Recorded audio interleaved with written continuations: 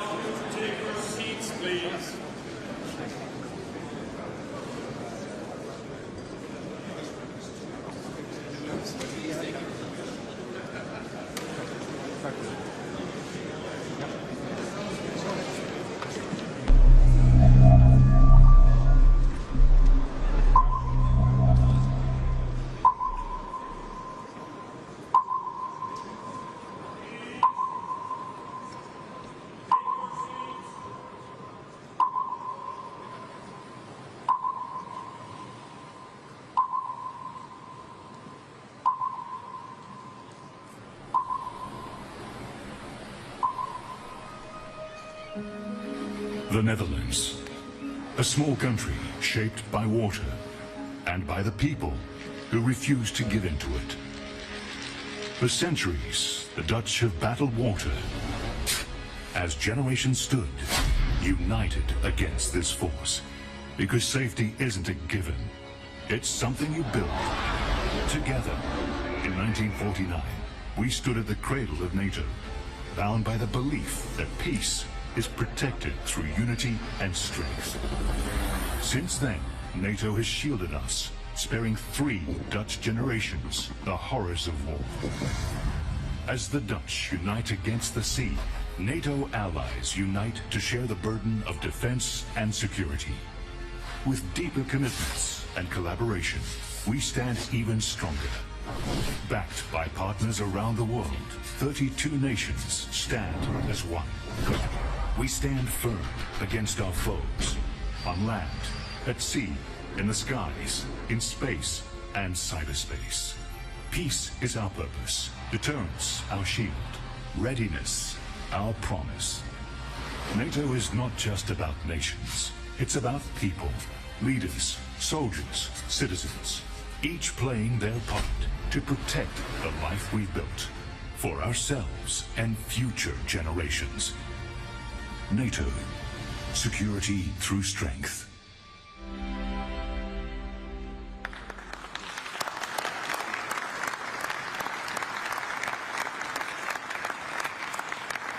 So, good morning. Good morning to you all, and welcome to this leaders session of the North Atlantic Council. We meet at a dangerous moment for our 1 billion citizens. Russia's war against Ukraine rages on. An assertive grouping of adversaries seeks to divide and challenge us. There's war in the Middle East, terrorism poses a persistent threat, and new technologies bring opportunities, but also many serious security challenges. In the face of this, we stand together, united in NATO, the most powerful defensive alliance in world history. History has shown that North America and Europe working together is a winning combination. Our adversaries know this. Our enduring commitment to Article 5, that an attack on one is an attack on all, sends a powerful message. In this meeting, we will take historic, transformational decisions to make our people safer through a stronger, fairer and more lethal NATO. To make NATO stronger, we have a concrete plan for all allies to spend 5% of GDP on defense. It will go towards core defense as well as defense and security-related investments. This decision is deeply rooted in our core mission and is required to resource our plans and readiness. This will also make NATO fairer, to ensure anyone and everyone contributes their fair share for our security. For too long, one ally, the United States, carried too much of the burden of that commitment, and that changes today. President Trump, dear Donald, you made this change possible. Your leadership on this has already produced $1 trillion in extra spending from European allies since 2016. And the decisions today will produce trillions more for our common defense to make us stronger and fairer by equalizing spending between America and America's allies. Allies will also agree to further increase defense production so that our armed forces have everything they need. That means a huge expansion of our defense industrial base on both sides of the Atlantic. That's good for our security, it's good for our economies and good for our jobs. Our decisions include continuing our support to Ukraine, while also pushing for a just and lasting peace. We all want the bloodshed to stop. We call on Russia to end its aggression against Ukraine. Let me now turn to Prime Minister of the Netherlands, Dick Schoof, whose government and people are graciously hosting us here. Thank you to the media for joining us. We will continue our discussions in just a moment, but first, and with the media here, please, Dick Schoof, your introductory remarks. Thank you, Mark. Colleagues, friends, allies, on behalf of the Dutch government, welcome to The Hague. This is the NATO Summit, the first NATO Summit ever to be held in the Netherlands. And we are honored to have you here in the city. It has been speaking in the language of peace and justice ever since the first Hague Peace Conference was held in 1899. I'm convinced that after today, The Hague will also be known as the city of collective purpose, unity and resolve. After all, we're about to write history. We're about to make decisions leading to an unprecedented increase in our collective defense spending and a new financial balance in our alliance. Both are urgent, both are necessary, and both will help make our transatlantic bond even stronger, so we can do justice to our founding principles of democracy, liberty and the rule of law, as laid down in the Washington Treaty. The last NATO event held in The Hague was a foreign minister meeting in 1989, just as the Iron Curtain was beginning to break apart on the eve of the Cold War's end. And for a period, we hoped and believed that relations with Russia would continue to thaw. But the end of history turned out to be an illusion. An illusion that was shattered for good when Russia brutally invaded Ukraine. So today, there is a renewed awareness in our ranks that peace cannot be taken for granted, that it must be protected constantly and with conviction. And yes, peace comes at a cost. We must act on this swiftly and decisively. So let's stand united and embrace the The Hague Defence Investment Plan. Let's go to work and write that history today. Thank you.